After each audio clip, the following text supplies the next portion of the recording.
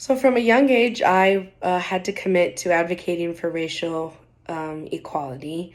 I had a very impactful change that affected my personality and what I chose to advocate for because I moved from a predominantly black school to a predominantly white school in the fourth grade. So, at the ripe age of 9, I had to grasp and understand that I was looked at different, and it had nothing to do with my personality or who I was, and all to do with what I looked like and my skin color. From kindergarten to third grade, I grew up immersed in a curriculum that highlighted my ancestors, our accomplishments, and contributions to history and society. So, moving from black and brown history every day to only hearing about black and brown people during their months of recognition, like Black History Month, was an abrupt change. I had to grow tough skin and acknowledge the fact that I would not fit into their standards while still being able to recognize and be confident within myself and who I was. I deserved to take up space like everyone else, and once I accepted that, it became easier to be myself and stay true to who I was.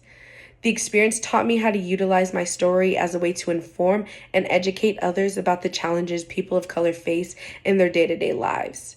And I continued my work into high school. At my high school, Franklin High School in Portland, Oregon, our climate equity coach built a mini curriculum of conversations that could be used to educate and start, conversations about race and racism, and they were called Franklin Talks. The conversations were made to be led and facilitated by a teacher and student pair, and the conversations was meant to be had between the teacher, student pair, and their classroom.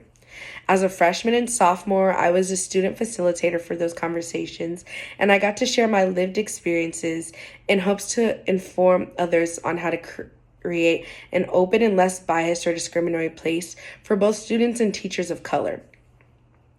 I allowed myself to be fully vulnerable with a lot of people I didn't know, even adults.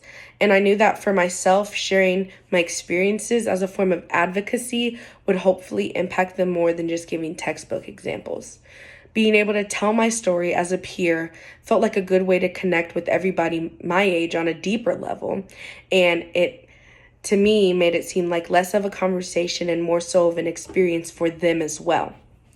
It was an open and honest space that we all had to recognize would come without closure, but it held impact for many, including me. Being proud of my heritage despite still facing racism is one of my many fuelers for attending an HBCU.